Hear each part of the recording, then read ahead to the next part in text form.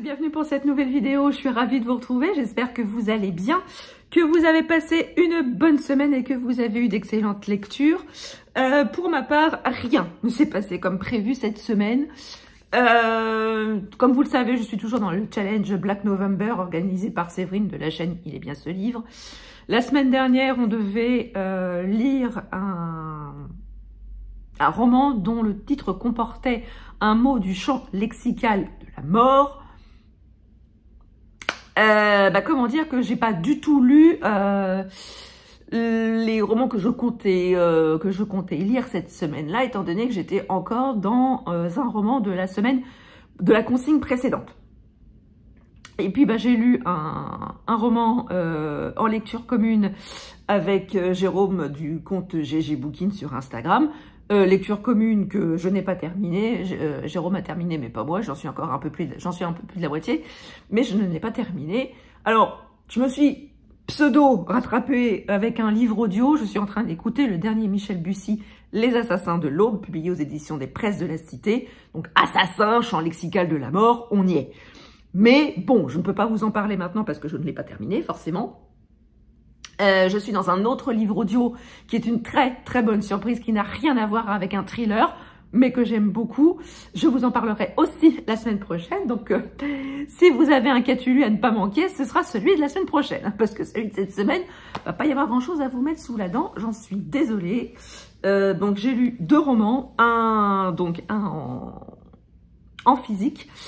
Et le deuxième en audio qui a été une très très bonne surprise également. Donc, je vous disais que je poursuivais ma lecture de la consigne de la semaine numéro 3 du Black November, dont il s'agissait de lire des romans traitant du racisme.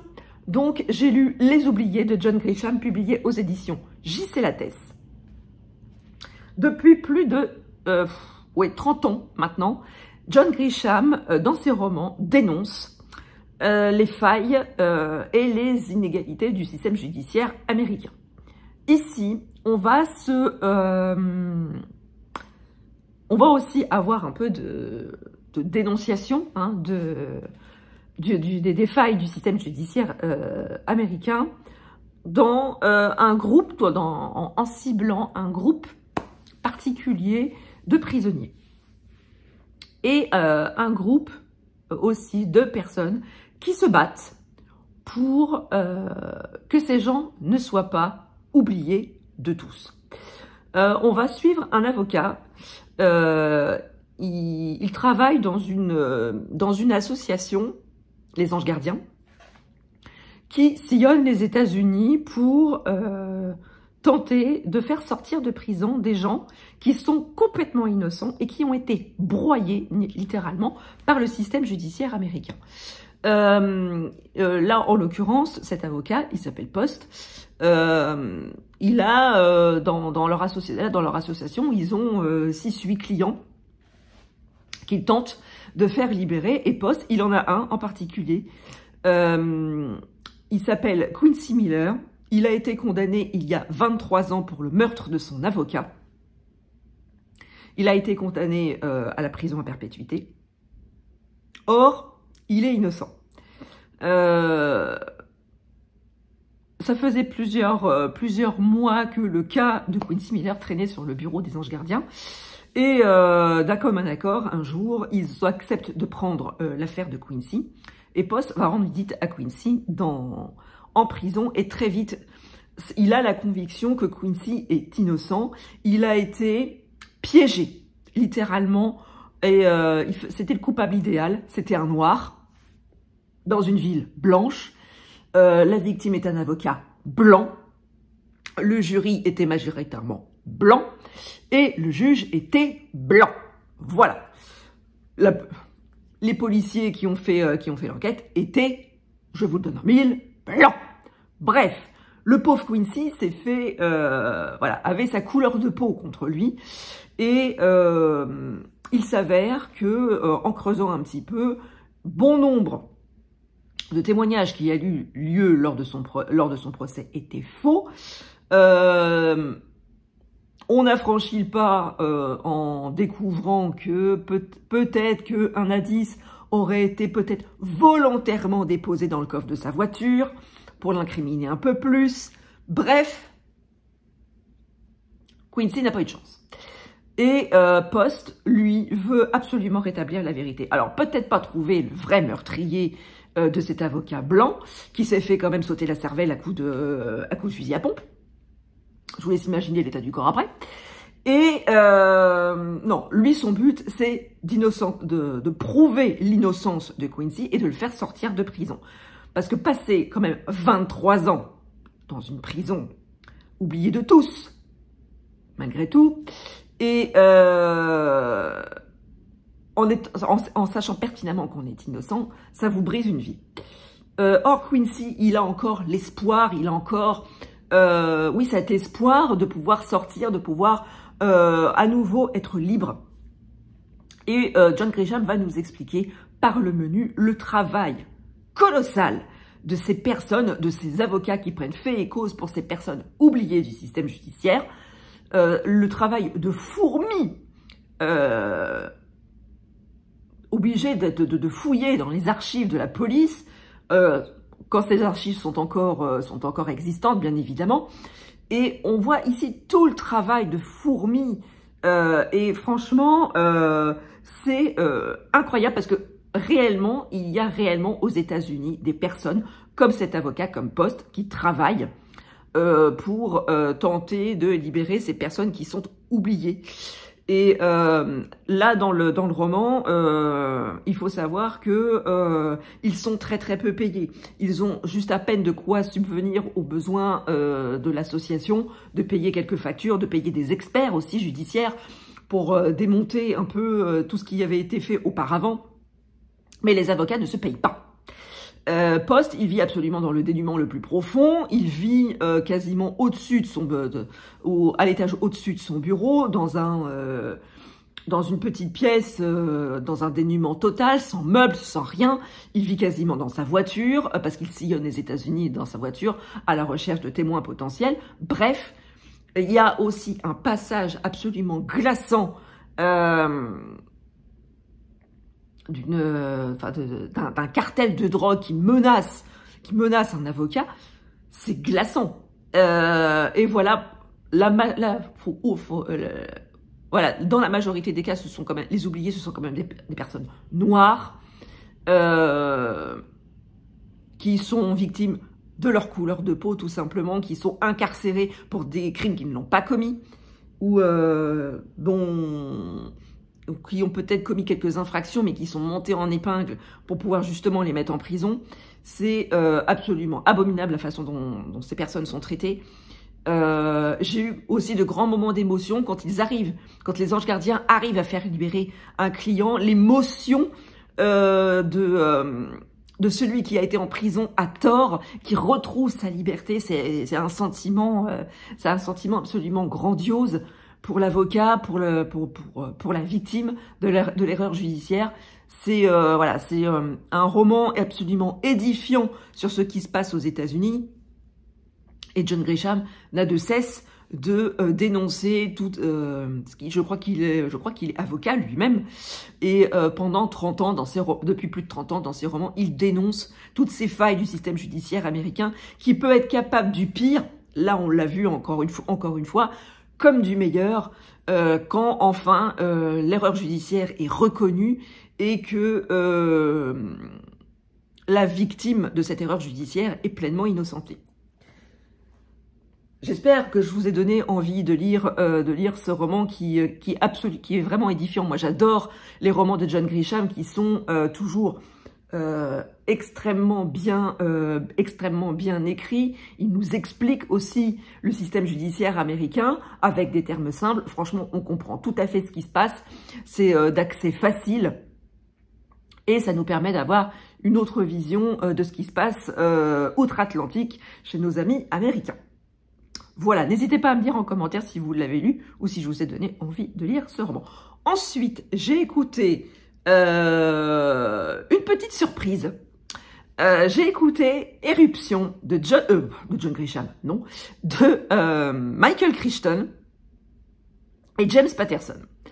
Dans ce roman, Alors, vous connaissez les romans de Michael Crichton avec l'indétrônable Jurassic Park. C'est quand même des romans où la science et une grosse catastrophe nous tombent sur la gueule. Et ben là, dans ce roman, dans Éruption, hein, je vous le donne en mille, on va quand même se diriger vers une histoire où il y a un volcan. J'enfonce des portes ouvertes, mais vous me connaissez, j'aime bien faire ça. Donc, on va se retrouver à Hawaï,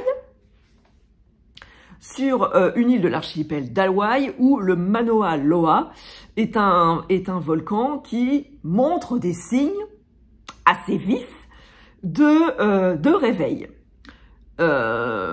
John McGregor est un vulcanologue de renom qui est justement qui vit sur cette île. Et bon, bah, il voit les signes précurseurs d'une éruption volcanique et il apparaît assez clairement que l'éruption en question va être absolument violente, encore plus violente que la précédente, et qu'elle risque d'être dévastatrice. Sauf que, un problème n'arrivant jamais seul, il se trouve convoqué par l'armée des États-Unis pour faire face à un autre problème de taille. Il faut savoir que des déchets, des conteneurs à déchets chimiques ont été enfouis sous le volcan. Et que si la lave vient percuter ces fameux déchets toxiques, eh ben on aura une catastrophe planétaire. Ce n'est pas non seulement la petite île de l'archipel d'Hawaï qui sera rayée de la carte, ce sera absolument la planète entière. Donc va se jouer maintenant une course contre la montre pour justement essayer de dévier le plus possible le flot de lave pour éviter que la lave entre en contact avec ces déchets toxiques. Et là, eh ben, on va rentrer vraiment dans le vif du sujet. On va rentrer dans une course contre la montre. On va avoir beaucoup de personnages, des personnages qui vont essayer de tirer la couverture à eux, profiter de cette grosse catastrophe naturelle pour que les projecteurs se situent sur eux. J'ai adoré ce roman. Franchement, en plus de ça, à l'audio, c'était génial. J'étais au cœur de l'action. J'ai tremblé. J'ai croisé les doigts pour que le plan mis en place par McGregor et son équipe fonctionne et arrive à sauver la population. Le passage où le volcan rentre en éruption et où la lave galope sur les flancs du volcan et arrive sur les petits villages. C'était extrêmement réel. Ça ferait un excellent film d'action. Comment vous dire que ça ferait un excellent film d'action? Voilà, on est vraiment dans ce que Michael Crichton faisait de bon et là où il excellait vraiment. Michael Crichton nous a quittés en 2008 et justement son épouse en fin de roman s'exprime et elle nous explique que Michael Crichton avait donc fait beaucoup de recherches pour ce roman. Il s'était rendu sur plusieurs îles volcaniques pour faire des recherches et donc il avait déjà commencé à rédiger un manuscrit qui malheureusement il n'a jamais terminé étant donné qu'il est décédé avant. Et donc sa veuve estimait que c'était dommage de laisser ce manuscrit inachevé, compte tenu du tout travail de recherche que son mari avait fait. Et donc, elle s'est mise en tête de rechercher un co-auteur qui serait le digne successeur de son époux pour aller au bout de ce manuscrit. Et elle l'a trouvé en la personne de James Patterson, le papa d'Alex Cross, de romans policiers extrêmement addictifs. Et on a bien la patte de James Patterson qui rend vraiment le récit extrêmement addictif. Il a vraiment pris la suite de Michael Crichton. Ça va parce que sur la couverture, on sait qu'il y a deux auteurs, mais c'est fluide. Et James Patterson est vraiment resté dans l'esprit de ce que Michael Crichton avait voulu faire. Et j'ai trouvé ça absolument passionnant. Si vous aimez les romans catastrophes, ce que j'appelle les romans catastrophes, allez-y, c'est purement addictif et je vous conseille vraiment la version audio qui est extrêmement addictive. Vous êtes complètement immergé sur cette petite île et vous croisez les doigts pour vraiment que le plan des personnages fonctionne. Voilà, donc comme je vous l'ai dit, cette semaine du Black November, c'est absolument pas passé comme prévu. J'ai pas beaucoup lu, j'ai commencé beaucoup de choses, j'ai très peu fait, j'ai commencé beaucoup de choses à l'audio que je n'ai pas terminé. J'ai commencé une grosse pavasse en lecture commune que je n'ai pas terminée. Toutes mes excuses encore, mon GG. J'ai été une piètre compagne de lecture commune cette fois-ci, mais promis, je vais me rattraper assez vite. Donc voilà, cette vidéo est à présent terminée. N'hésitez pas à me dire ce que vous avez lu, vous, la semaine dernière. N'hésitez pas aussi à me dire si je vous ai donné envie de lire les romans que je vous ai présentés. Voilà, je suis navrée de ce qu'a-tu lu assez court. Voilà, mais voilà, la vie est ainsi faite. Hein, on ne peut pas toujours faire ce qu'on veut dans la vie. Et je me rattraperai dans les vidéos prochaine. N'hésitez pas à partager votre instant de visionnage, à mettre un petit pouce en l'air, c'est extrêmement important pour le développement de la chaîne. N'hésitez pas à commenter et à vous abonner si ce n'est pas encore fait. C'est gratuit, ça fait plaisir et ça ne fait de mal à personne. Sur ce, je vous laisse. Je vous souhaite une très très belle journée, de très très belles lectures et je vous dis à très bientôt pour une prochaine vidéo. Ciao!